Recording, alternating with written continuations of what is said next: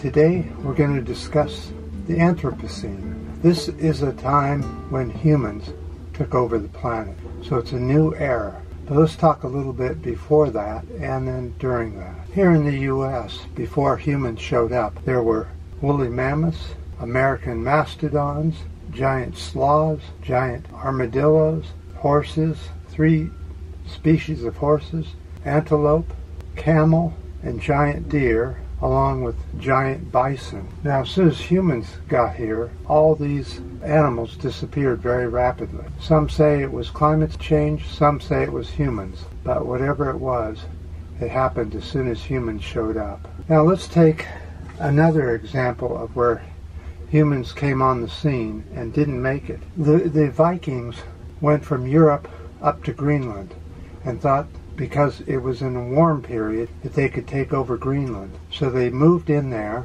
and they started to overuse the land. And then the weather got cold again and they weren't able to do it, and they died out or left the area. There goes my bell. Interesting, as soon as you do your video, everything has to happen at once.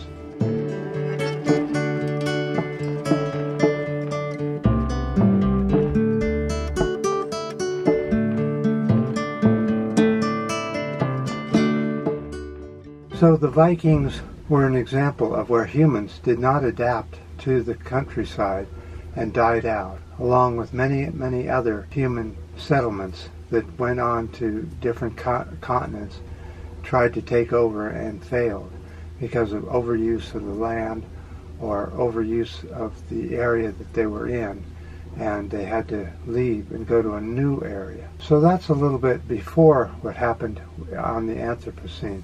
When did the Anthropocene start? Well, it looks like about mid-1950s, about 1955, is when humans really started taking over the planet Earth and becoming the dominant species. And they call it boom and bust cycles of humans, where they would come in to an area, overuse the land, and then pollute the air, and then they would have to leave and go to a different area. This all pretty much stopped once the 1955 era started. The discovery of fossil fuels is what really made the difference.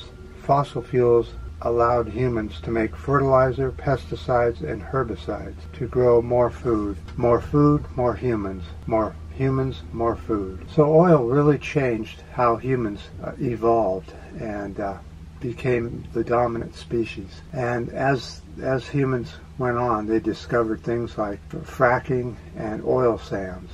Oil sands are now the 3rd biggest producer of oil and the most polluting, the most CO2 emitting, and greenhouse gases such as methane. So how do we avoid collapse at this rate of consumption and all? Well, let's talk about how the Japanese did it. Long time ago, the Japanese discovered firewood and trees, and they started improving their population and getting bigger and bigger, needing more trees on a finite island that they lived on. Once they started taking out all the trees, they realized that this was not going to work. And they fenced off all the forests, and that's where the shogun and all of them came from. They were the guards to keep the trees. They planted new trees and gave licenses out to go cut trees or use trees or even build in the treed area. They regulated it so that they would never run out of wood again. This is sort of the same thing that we need to do here in the world, the planet Earth, because we don't have any regulations against excess cutting in the forest. We just go in and cut and cut and cut. And as a result of that, we've lost 90% of all of our forest on the planet Earth. There's only 2 or 3 big areas left: the Amazon, the Congo, and other parts of Africa, which still haven't been cut yet. Now, there's an unfortunate part where many Western countries think that they're clean, and which they are, because they dump all their manufacturing over on China, and China ends up being the country that's the most polluted because they're making all the consumer goods for the Western countries, the U.S., Europe, that sort of thing. And the pollution stays over there and not over here, kind of thing. Well, that doesn't work either, because China, if you took away the industrial manufacturing for other countries, you'd find China is a very clean country. They pollute very little because they don't have 3 or 4 cars, and they use more rapid transit and bus systems than any other country. Another problem with this era, the Anthropocene, is that humans are so dominant over all that lives here, all the vertebrates, which are animals with backbones.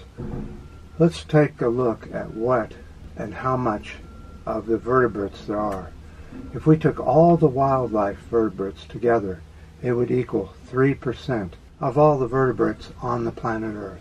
Humans would take up 30% of all the vertebrates on the Earth. But what's the big one? What's the great big one? 67% are domesticated animals. Cows, sheep, that sort of thing. So we've taken the natural environment and changed it over to a domestic environment where we control everything to do with animals, where they're kept, how they're penned, how they're slaughtered, and when they're eaten. And that's 67% of all vertebrates on the planet are now cows, sheep, pigs, and other animals that we chickens, that sort of thing. 67% of the planet is full of them, and only 3% are wildlife now. And it's going down. The 3% is going less and less, and the 67% is going up and up. So it's obviously that the Anthropocene is going to change our planet forever. Now, we don't have any choice in the matter anymore because of the rising temperatures, which are going up faster and faster all the time. Climbing CO2, methane, is causing the heat to accelerate more and more as we go along. And unfortunately,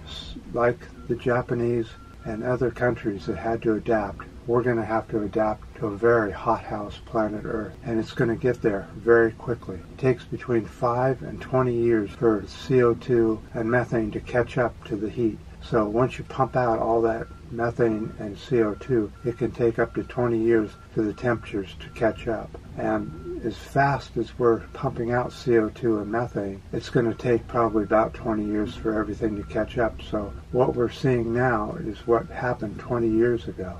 Can you imagine 20 years from now how hot this planet Earth is going to be? Scientists say if we reach over 2.5 degrees C, that we will be in a place where humans will not be able to survive because of the food will not be able to survive. And it's climbing very quickly. We may be very close to that point once we get caught up already, and we are seeing no sign of change. Now here in the U.S., there's been some legislation put out called the Green New Deal, just a little bit of it. And unfortunately, Biden, to get some environmental concessions out of the Republicans, had to sell out and guarantee the biggest sell-off of public lands to the oil and gas industry. So it wasn't really much of a success, really. It's more like a giveaway to the oil and gas industry while we get a few wind farms and some solar panels.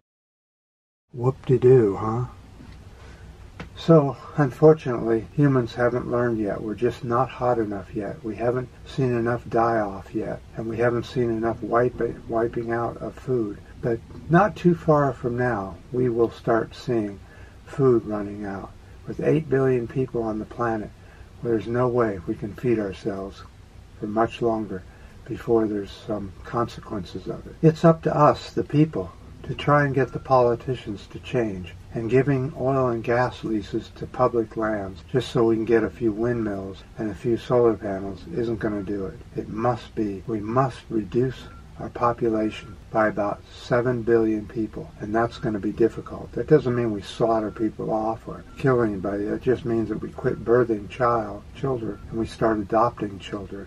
Make the majority of births adoption so that people can maybe have one child and 2 or 3 adopted children, so we can reduce our numbers of unwanted children on the planet while we help the environment at the same time. Okay, well that's it. That's the Anthropocene, the age of humans and what we're doing to the planet. But we all sort of know that, don't we? I appreciate all the ups, the new subscribers, and definitely your comments. And until next time.